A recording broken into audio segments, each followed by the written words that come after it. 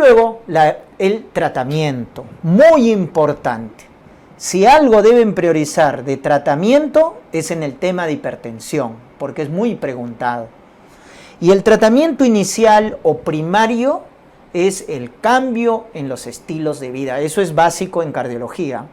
¿No ves que hay mucho fumador, diabético, hipertenso, obeso? Entonces, lo primero, cambio en los estilos de vida. Ese es el tratamiento inicial o primario, ¿correcto? Para todo paciente hipertenso. ¿Y cuál es la medida más efectiva, no farmacológica, ¿no es cierto? Que baja la presión, bajar de peso. Claro, es lo más difícil, ¿no? Bajar de peso. Todos queremos bajar de peso, ¿no? Entonces, pero al final subimos, ¿no? Entonces, por cada kilo de peso que bajamos, la presión disminuye 1 milímetro de mercurio. Entonces, es la medida más efectiva en el tratamiento inicial o primario, no farmacológico, para bajar la presión arterial. Es la medida más efectiva, pero tiene poco impacto. Poco impacto. La que tiene más impacto es la dieta, la llamada dieta DASH, ¿no? Que es también la dieta mediterránea, dieta del paciente diabético, pues, ¿no? Más consumo de verduras, frutas, etc. ¿Ya? La dieta baja en sal y en sodio. Acá quiero aclarar, ojo, cuando digo dieta baja en sal es menos de 6 gramos. Y cuando digo dieta baja en sodio es menos de 2 gramos. Eso, entonces, menos de 6 gramos, sal. Sodio, menos de 2 gramos. Ojo con eso, dato. Esa es la famosa dieta hiposódica o dieta baja en sodio. ¿Ya? Muy bien. El paciente hipertenso debe tener esa dieta, o sea, bajar el consumo de sal y aumentar el consumo de potasio, doctores. Por eso es amarga, ¿no? la dieta del paciente hipertenso, porque le bajas la sal y aumentas potasio. El ejercicio físico, aeróbico, ¿no es cierto? La natación, buen ejercicio, ¿no es cierto? O trotar, correr, etcétera, hacer un deporte interdiario, ¿no? 30 minutos, no solo los fines de semana. Tiene que ser intercalado, un hábito interdiario, 30 minutos, dedicado a hacer deporte, ¿no? A veces también piensan, ir al mercado ya es un deporte, porque estoy caminando. O ir al trabajo caminando, no, estás estresado, ¿no? Pensando en el tráfico, etcétera, y eso no es un ejercicio, ¿no? El ejercicio físico es cuando te pones tu zapatilla, tu shortcito, tu camiseta y sales a correr, específicamente para hacer ejercicio, ¿ya? El aeróbico. Y consumo moderado de alcohol, ¿ya? Ojo, lo debí poner más grande, ¿no? Moderado, porque el excesivo ya obviamente es un hábito nocivo, ¿ya? Pero el moderado, ¿no es cierto? Un vasito de cerveza, una copa de vino, hasta ahí nomás, ¿ya? Muy bien. Ojo con ese dato, porque a veces te preguntan, ¿no? ¿El consumo de alcohol es factor de riesgo para hipertensión? Falso. Es cardioprotector, pero siempre en cuando sea moderado. Muy bien. Ese es el tratamiento primario inicial, pero luego ya viene el tratamiento farmacológico, que es muy importante, ¿no? Cuando indicamos antihipertensivos y tenemos ahí los fármacos de primera línea. Y recordar que tenemos a los más antiguos, baratos, buenos, por eso son de primera línea, las tiazidas. Luego están los YECAS o sus hermanas, los ARA2 y los calcio antagonistas.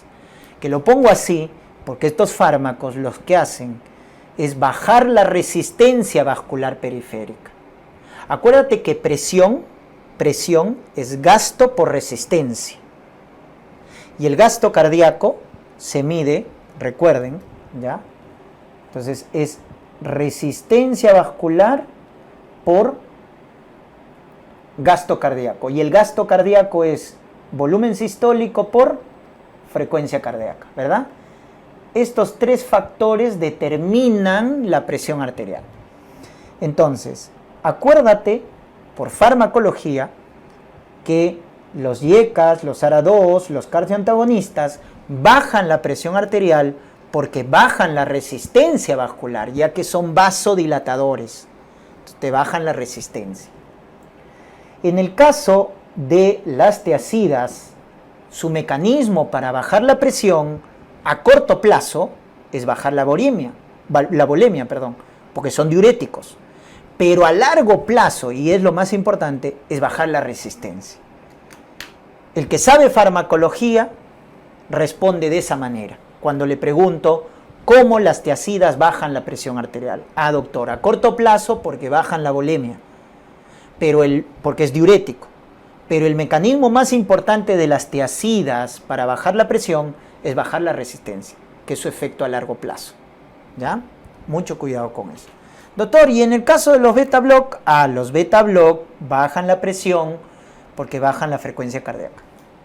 Entonces tienen ahí los mecanismos por los cuales estos fármacos de primera línea bajan la presión arterial. Tienen que entenderlo también de esa manera. ¿Por qué les pueden preguntar?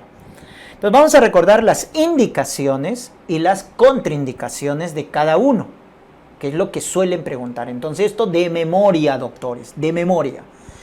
Cuando las tiazidas están indicadas en un paciente hipertenso, cuando es un adulto mayor, cuando es hipertenso sistólica aislada, típico del abuelito, osteoporosis porque retienen calcio, acuérdate, las tiazidas son los diuréticos que retienen calcio. Entonces, si es hipertenso y tiene osteoporosis, dale tiazidas. Cuando es de etnia afroamericana, retenedor de agua y sodio. ¿Y cuándo está contraindicado?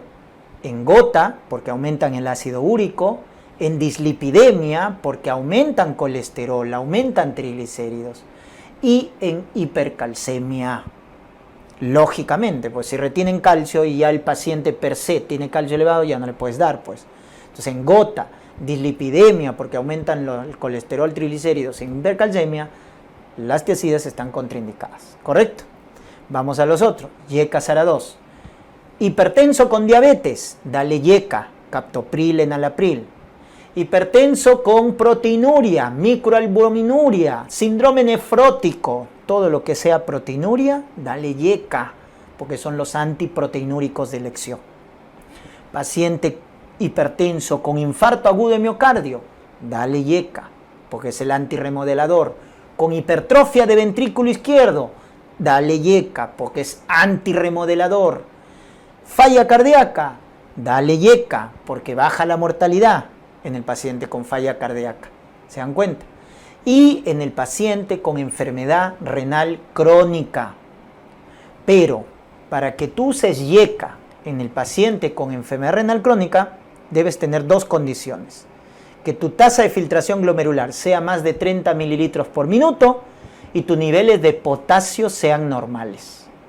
Si potasio está bien, está normal, y tu tasa de filtración más de 30, y tu paciente nefrópata o con enfermedad renal tiene la presión elevada, dale YECA, ¿correcto?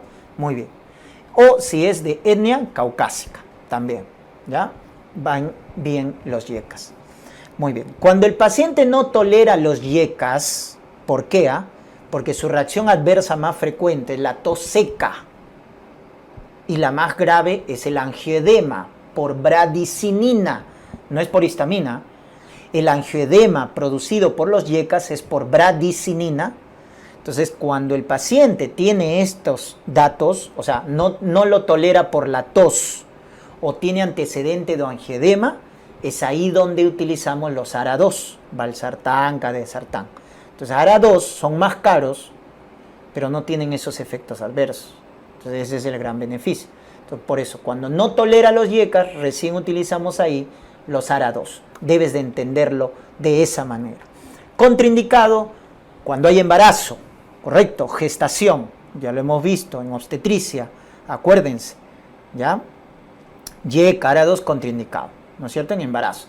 O cuando hay estenosis bilateral de la arteria renal. Estenosis bilateral de la arteria renal, contraindicado también los YECAs o ARA-2. O cuando hay hipercalemia, cuando el potasio está muy elevado, porque estos fármacos elevan más el potasio, ¿ya? Muy bien. Vamos a los calcio antagonistas, cuando el paciente tiene fenómeno de Raynaud, angina de Prinzmetal, que son fenómenos por vasoespasmo.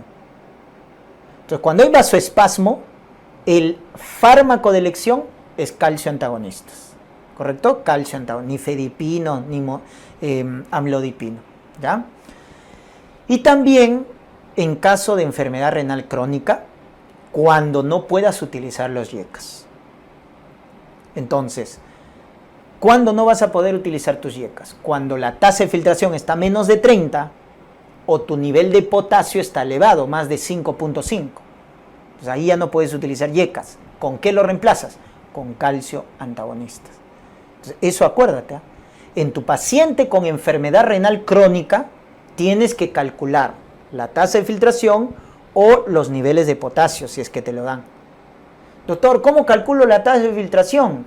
Con tu fórmula de Cockcroft. Acuérdate, en nefrología, 140 menos la edad por el peso sobre creatinina por 72, ¿no?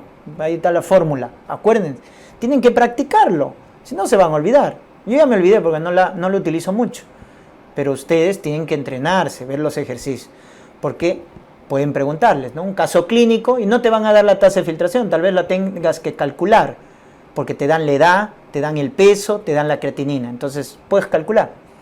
Y dependiendo de la tasa de filtración, verás qué antihipertensivo dar. Si es más de 30, yeca. Si es menos de 30, calcio antagonista. Y el niveles de potasio está normal, yeca.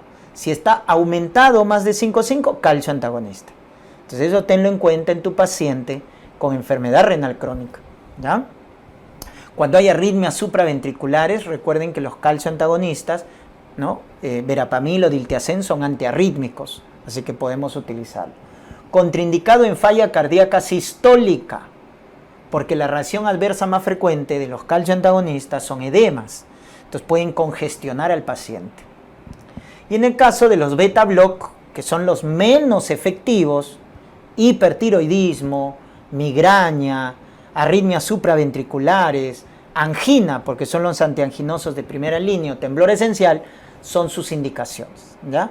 Entonces, hipertenso con hipertiroidismo, dale beta block. O con mujer con migraña, o tiene su arritmia, su FA, ¿no? Fibrilación auricular, o su angina estable, su temblor esencial, dale beta block. Contraindicado cuando hay broncoespasmo, asma, EPOC o bloqueos auriculoventriculares. Ahí estarán contraindicados, ¿ya?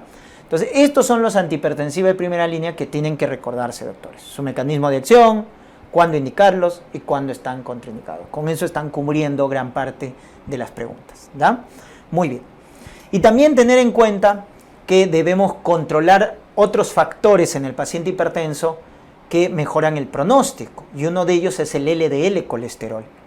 Si tu paciente es hipertenso y tiene cardiopatía isquémica, el objetivo del LDL colesterol debe ser menos de 55 cuando tiene cardiopatía isquémica.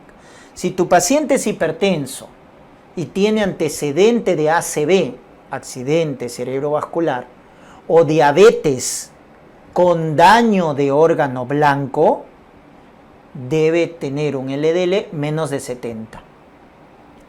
Y si tu paciente es hipertenso y tiene diabetes, pero no tiene daño de órgano blanco, tu objetivo es un LDL menos de 100. Menos de 100. Entonces ahí están, miren los objetivos de acuerdo a la comorbilidad del paciente hipertenso. ¿Correcto? Muy bien.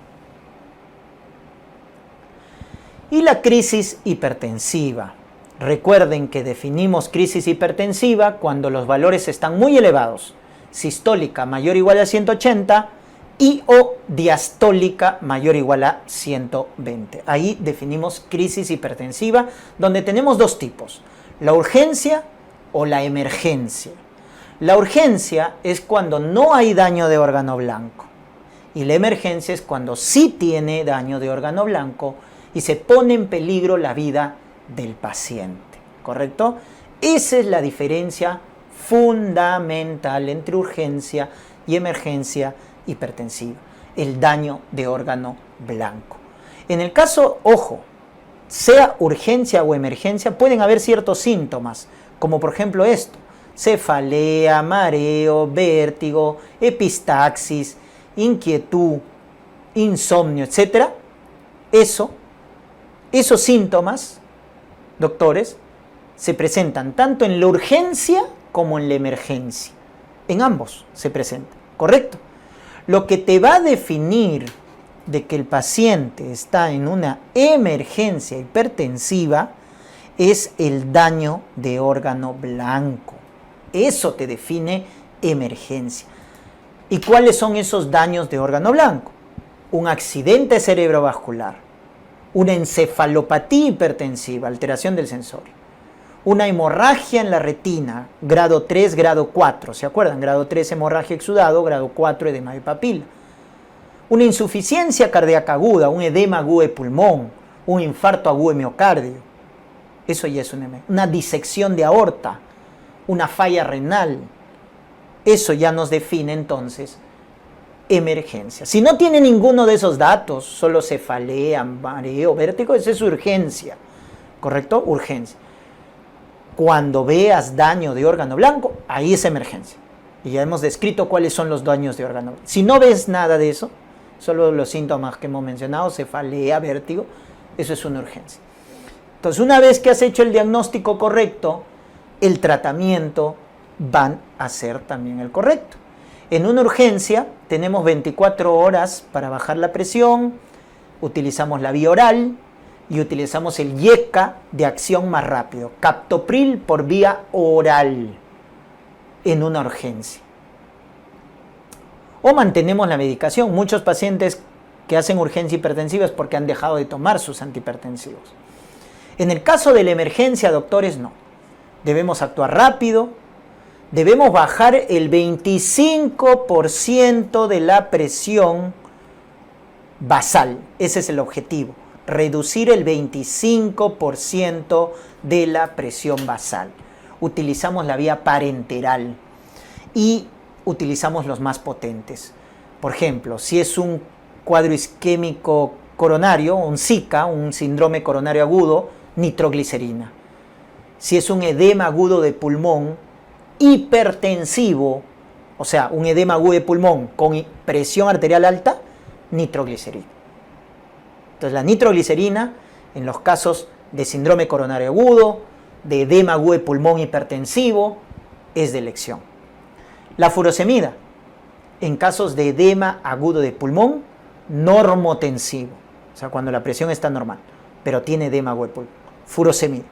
O cuando hay la crisis del feocromocitoma. En la crisis hipertensiva del feocromocitoma, doctores, utilizamos antagonistas alfa 1 y alfa 2, donde está fentolamina, fenoxibenzamina. Son los de elección en crisis hipertensiva del feocromocitoma. La betalol, utilizado en accidente cerebrovascular, utilizado en disección de aorta, que son los dos cuadros, ojo, ACV y disección de aorta, son las excepciones en las cuales no se reduce el 25% de la presión basal. ¿Ya? Esa es la excepción. O sea, en todas las demás formas de daño de órgano blanco, se debe bajar el 25% de la presión basal en una emergencia hipertensiva, excepto en el ACV y en la disección de aorta. Excepto esos dos. Ahí no se baja así, de golpe. En el caso de la disección de aorta, tienes que bajarlo a niveles normales, una presión sistólica menos de 100 milímetros de mercurio. Miren, ahí es diferente. Y en ACV no puedes bajar mucho la presión. Va a depender si va a recibir terapia de reperfusión. ¿Ya? Entonces son las excepciones. En todos los demás sí se debe bajar 25% de la presión basal. Entonces la betalol se utiliza en disección de aorta, en ACV, acuérdense. En preeclampsia severa, acuérdense. Preeclampsia con criterios de severidad. Clave azul. Tulabetalol. Y el antihipertensivo más potente es el nitroprusiato, que debes pensarlo cuando hay casos refractarios. Por ejemplo, un edema agudo de pulmón hipertensivo que le has dado nitroglicerina y no calma. Nitroprusiato. Una disección de aorta donde has dado la betalol y no baja la presión. Nitroprusiato. Entonces, en casos refractarios de edema agudo de pulmón hipertensivo, de disección de aorta, nitroprusiato, que es el antihipertensivo más potente, porque es un vasodilatador arterial y venoso. ¿ya? Es potente. Es el más potente de los antihipertensivos.